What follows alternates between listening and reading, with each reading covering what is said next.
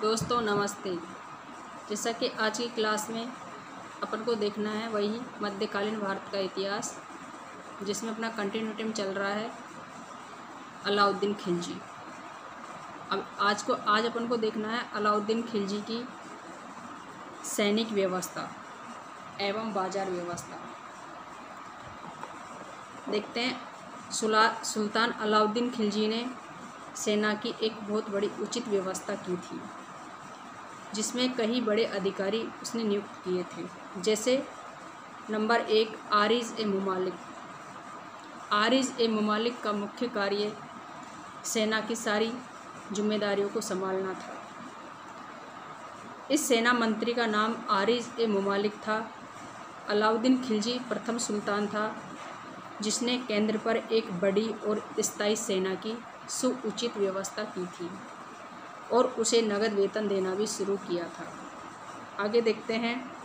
सेना में मुख्य रूप से घुड़सवार और पैदल सैनिक सम्मिलित किए जाते थे। सेना में दीवान ए आरिज़ का कार्य सैनिकों की नामावली और हुलिया नोट करना होता था। आगे देखते हैं। सुल्तान की केंद्रीय सेना में 4,75,000 अश्वरोही सैनिक थे। प्रत्येक सैनिक का वेतन 234 टंका प्रति वर्ष होता था, लेकिन एक अतिरिक्त घोड़ा रखने वाले को 78 टंका अधिक मूल्य दिया जाता था।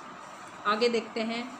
2 घोड़े अतिरिक्त रखने वाले को 2 अस्पा के नाम से जाना जाता था तथा वह व्यक्ति 312 टंका प्रति वर्ष अधिक मूल्य प्राप्त करता था। अलाउद्दीन खिलजी ऐसा प्रथम सुल्तान था जिसने सैनिकों का हुलिया रखने की भी एक उचित व्यवस्था की थी। आगे देखते हैं। इसी प्रकार अलाउद्दीन खिलजी ने घोड़ों को दागने की प्रथा भी शुरू की थी, जिससे घोड़ों की निशानी निश्चित रहती थी। अब देखते हैं अपन अलाउद्दीन खिलजी की बाजार व्यवस्था। अलाउद्दीन खिलजी की बाजार व्यवस्था का मुख्य उद्देश्य सैनिकों के वेतन में कभी भी कमी नहीं होने देना था एवं वस्तुओं के मूल्यों को कभी भी इधर उधर बढ़ने से रोकना उसका मुख्य उद्देश्य था।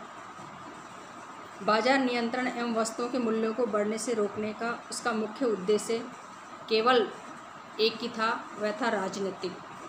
आगे देखते हैं। एक बड़ी सेना रखना, अपने सैनिकों को एक नगद वेतन समय पर देना, उनको जीवन की सुविधाएं उपलब्ध करवाना। एक मुख्य उद्देश्य ये भी था कि वस्तुओं का मूल्य किसी भी परिस्थिति में गिर न पाए। ये अलाउद्दीन खिलजी की एक बाजार व्यवस्था का मुख्य उद्देश्य था। आगे देखते हैं। सुल्तान अलाउद्दीन खिलजी ने गल्ला मंडी में भाव की स्थिरता करने का एक मुख्य कार्य किया था। सभी व्यापारियों को सहाने मंडी नामक पदाधिकारियों के यहाँ दफ्तर में अपना नाम लिखवाना पड़ता था। यदि कोई भी व्यापारी तोल में कम तोलता था तो सुल्तान ने यह व्यवस्था की थी कि उसके शरीर से उतना ही मांस काट लिया जाए।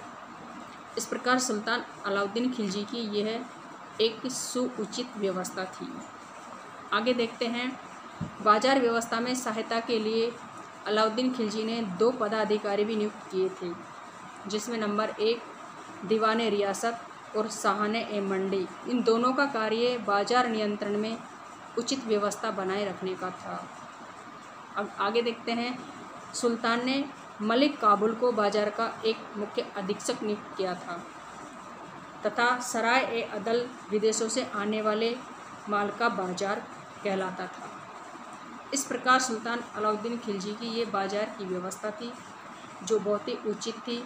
सुल्तान अलाउद्दीन खिलजी ने अपने सैनिकों के साथ एक उचित न्याय की व्यवस्था जारी रखी थी। धन्यवाद।